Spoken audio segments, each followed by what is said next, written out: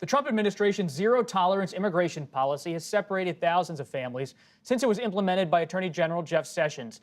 Now, the Trump administration is unable to locate almost 1,500 migrant children. The next move really focuses on legal immigrants. These are people already living in the United States with green cards, some wanting to get green cards, some wanting to get citizenship.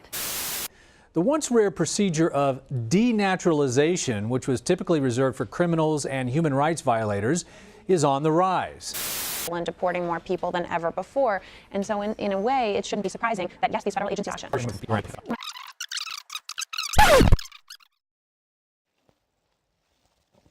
So what is an immigrant? In definition, an immigrant is a person who comes to live permanently in a foreign country. Recently, the tone associated with this simple three-syllable word has been increasingly hostile.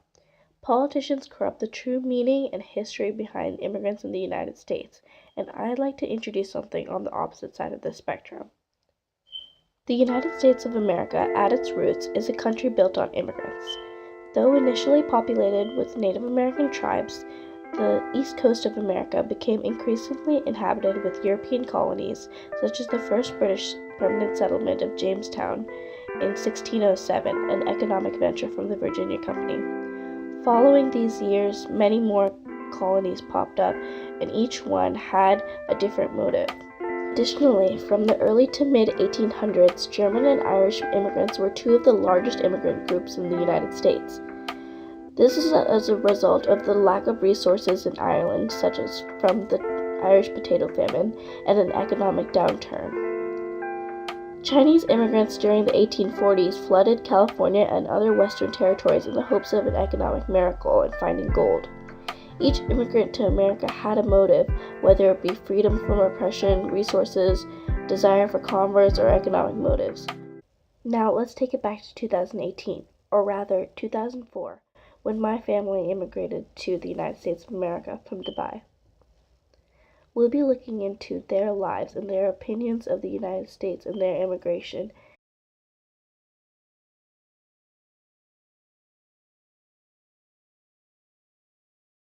അല്ല അപ്പോൾ എത്ര വർഷം ഏത് വയസ്സിലായിരുന്നു? 40.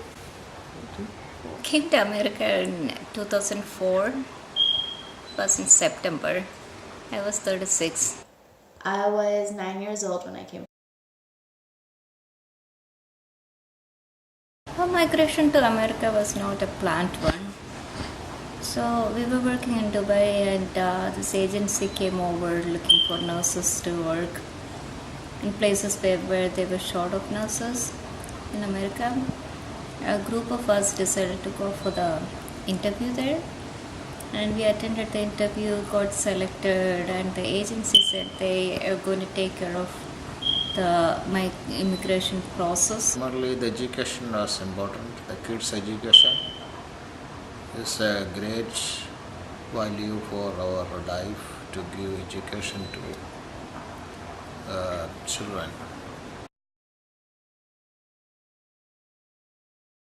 Of course, the journey was not a problem, but after we landed here, there was a lot of cultural shocks.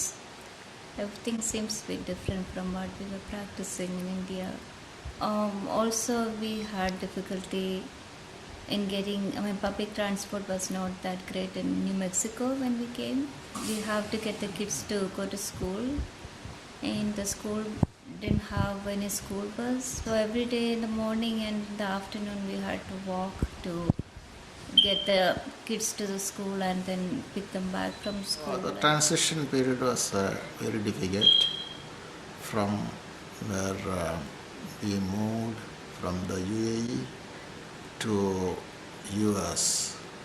So the financial problem, so we had to collect a lot of money to make the US dollar. Just because it was, like, culturally I wasn't used to people of so many different backgrounds being around me. Like I've never been around like anybody of any Hispanic origin, African American origin, and I was the only one of the two Indians in my school in New Mexico. So that was a bit of an adjustment, getting used to kind of being the only one of my kind there. People who come over here are more like skilled in a certain job. So it's always a chance to share their experiences and skills. So it's like a give and take for both immigrants and for the country where the immigrants are coming into. Immigrants really bring a lot of different things to America and make it a stronger, more prosperous, more interesting and diverse place in general. I think that most of the things we do here, all of the new perspectives, all of the things that make it so successful and strong as a country is purely because of all the different aspects that immigrants are able to bring. Like if you look at our films, and our cinema is inspired by different perspectives and worldviews, and they're all brought together by people of different backgrounds. America's diversity, what is meaning? Being an American has made me stronger as a person as I got more exposure to the wider world over here, because this country is made of immigrants, so we are like exposed to everything, all this experience we get from all the other cultures. It contributes to make me a stronger person.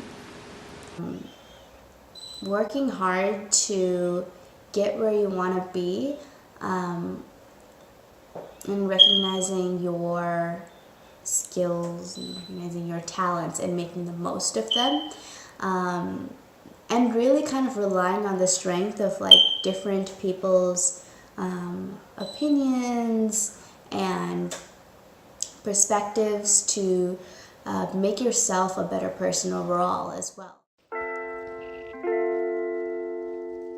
Before we analyze the true meaning of being an American, we have to first remove our rose-colored glasses. Truthfully, my family's story of immigration was one that thankfully involved little hardships involving discrimination or racism. Many others were not as lucky as we were. For the Irish and Germans, groups of immigrants were faced with heavy discrimination due to anti-Catholic sentiments. The Chinese migrants desiring a gold-induced miracle were ridiculed and not given the right to testify in court in California, along with Native Americans and African Americans. With various cultures comes various ideologies and values. Our diversity is what may divide us, but our diversity is what makes us desire and chase after change. If everyone was absolutely identical, there would be no motive to continuously change and improve our country to best suit its population.